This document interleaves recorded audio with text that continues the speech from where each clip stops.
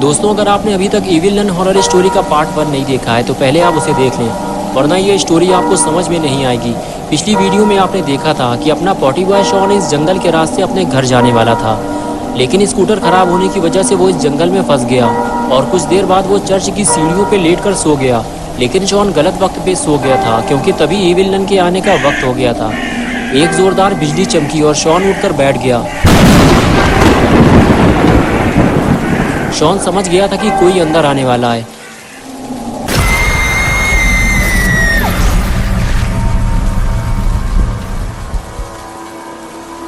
और अब आगे की स्टोरी देखते हैं। इविल नन जैसे ही चर्च के सामने आती है तो उसे चर्च की सीढ़ियां खाली मिलती है। वहां कोई नहीं होता। शॉन वहां से भाग चुका है।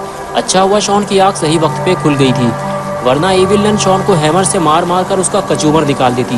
नन के एक हाथ में लालटेन है और दूसरे हाथ में हैमर, जिसे वो हमेशा अपने साथ रखती है। नन जैसे ही चर्च के पास पहुंची वो इधर उधर देखने लगी, जैसे उसे पता चल गया हो कि यहाँ कोई आया था।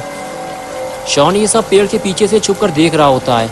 आज शॉन ने पहली बार इविल नन को अपनी आंखों से देखा है और अब उसे गुल्ली की कही हुई बातों पे यकीन होने लगा है। और इधर इविल नन गेट खोलकर चर्च के अंदर जाने वाली है और इधर शॉन इसी वक्त का इंतजार कर रहा है। जैसे ही नन चर्च के अंदर जाएगी वो यहाँ से भाग जाएगा। शॉन ने देखा कि नन अंदर चली गई है, बस यही वक्त है यहाँ से बाहर निकलने का, और शॉन धीरे धीरे आगे बढ़ने लगा।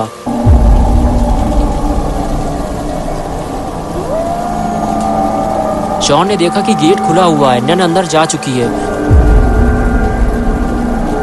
शॉन उठकर खड़ा हो गया और बाहर जाने लगा।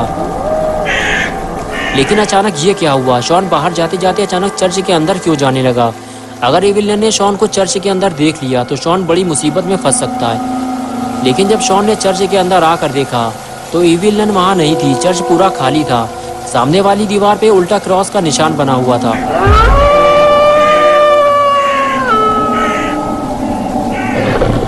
शॉन ये सब देख ही रहा था कि तभी शॉन को अपने पैरों के नीचे से आती हुई कुछ आवाज़ सुनाई दी। शॉन ने जब नीचे देखा तब उसे पता चला कि यहाँ तो बेसमेंट बना हुआ है। ज़रूर इविल नन इस बेसमेंट के अंदर गई होगी। लेकिन शॉन को अब इस बात की खुजली शुरू हो गई है कि आखिर इस बेसमेंट के अंदर क्या है और इविल नन इस बेसमेंट के अंदर क्या करने गई है। और अब शॉन भी इस बेसमेंट के अंदर जाएगा। बेसमेंट के अंदर काफी अंधेरा है और नीचे उतरने के लिए लकड़ी की एक पुरानी सीढ़ी लगी हुई है। शॉन को बहुत संभल कर नीचे उतरना होगा। अगर वो सीढ़ी से नीचे गिरा तो इविल नन उसे पकड़ लेगी और बेसमेंट में बंद कर देगी और किसी को पता भी नहीं चलेगा कि शॉन कहाँ चला गया। शॉन आधी सीढ़ी नीचे उतरा और पलट कर देखा तो इविल नन उसके ठीक सामने बैठी हुई पूजा पाठ में लीन थी। शॉन कुछ देर तक उसे देखता रहा और फिर सीढ़ियों से नीचे उतर गया। शॉन ने देखा कि इविल नन का हैमर नन से थोड़ा दूर रखा हुआ है। गुल्ली ने बताया था कि इविल नन इसी हैमर से सबको मारती है, तो क्यों ना इस हैमर को यहाँ से गायब कर दिया जाए। इविल नन तो अभी पूजा पाठ करने में लगी हुई है। शॉन यही सोचकर आगे बढ़ गया।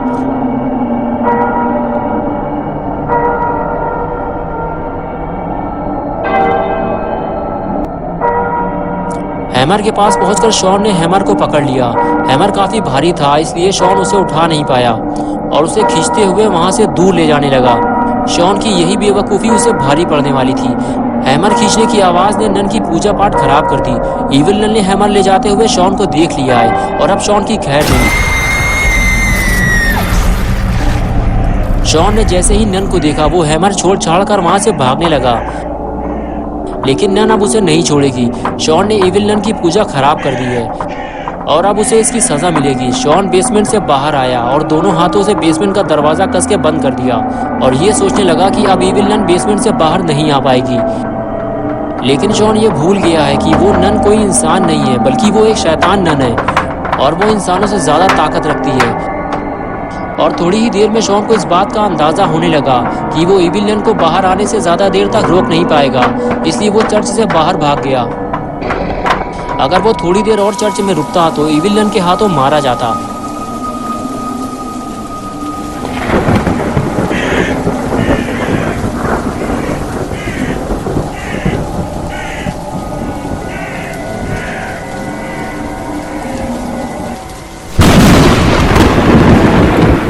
शॉन के चर्च से जाते ही इविल नन बेसमेंट से बाहर आ गई और अब शॉन का बुरा वक्त शुरू हो गया है।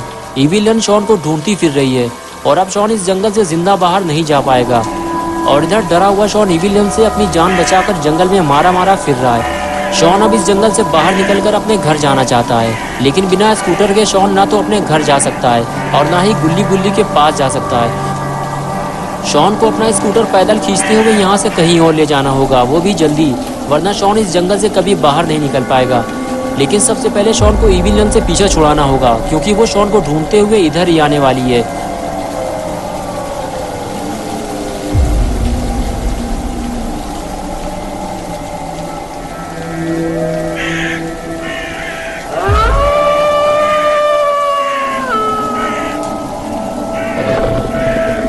जिस बात का डर था आखिर वही हुआ।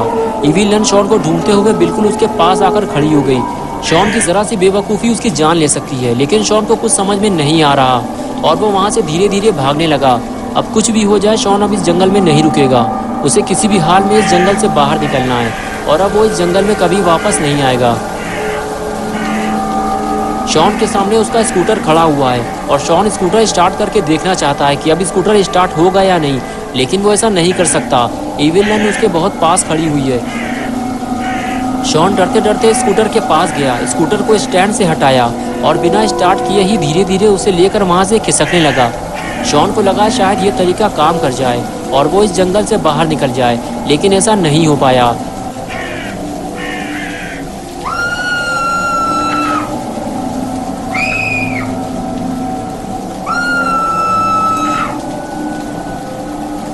इविल विलन ने स्कूटर को चलते हुए देख लिया है और अब शॉन की मुसीबत बढ़ने वाली है। इविल विलन को अपने करीब आता देखकर शॉन स्कूटर छोड़कर भागने लगा और इविल विलन शॉन के पीछे भागने लगी। इविल विलन ने शॉन को कुत्ते की तरह दौड़ा लिया है, लेकिन कुछ देर बाद इविल विलन अचानक रुक गई और वो शॉन का स्कूटर देखने लगी। लगता है इविल विलन शॉन का स्कूटर तोड़ने वाली है। और इधर अपना पॉटी बॉय शॉन बारिश में भीगते हुए इविल विलन से अपनी जान बचाकर जंगल से बाहर जाने की फिराक में लगा हुआ है। लेकिन ये क्या, जो स्कूटर शॉन से स्टार्ट नहीं हो रही थी उसे इविल विलन ने स्टार्ट कर लिया। लगता है अब शॉन इविल विलन से बच नहीं पाएगा।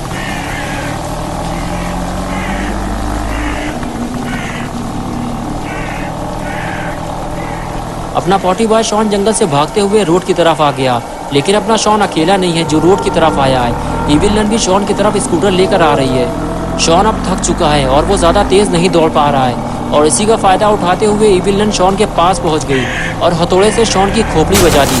हथौड़ा पड़ते ही शॉन गुलाटी खाते हुए दूर जाकर गिरा। इविल विलन ने शॉन को इतनी तेज़ मारा था कि कुछ देर तक तो शॉन ज़मीन से उठ ही नहीं पाया और फिर जैसे तैसे शॉन ने अपना होश संभाला और वहाँ से भाग खड़ा हुआ। इविल विलन भी शॉन के पीछे पीछे भागने लगी, लेकिन शॉन का बचना बहुत मुश्किल है, क्योंकि इविल विलन जंगल में आने वाले किसी भी इंसान को जिंदा नहीं छोड़ती।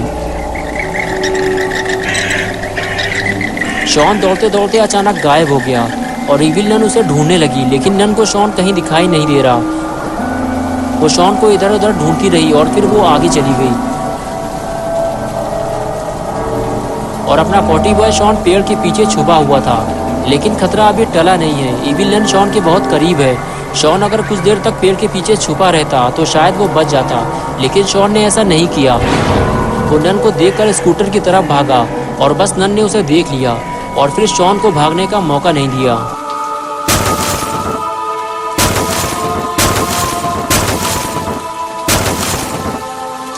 इविल विलन ने शॉन के सर पे एक के बाद एक कई हथौड़े मारे, जिसकी वजह से शॉन का सर फट गया और सर से खून बहने लगा और इविल विलन शॉन को मरा हुआ समझकर वहां से चली गई।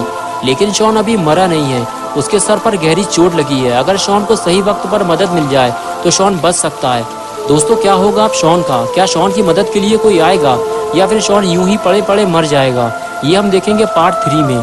तो दोस्तों, अगर आप पार्ट 3 देखना चाहते हैं तो इस वीडियो को लाइक करें, चैनल को सब्सक्राइब करना और बेल आइकन प्रेस करके ऑल नोटिफिकेशन ऑन करना ना भूलें।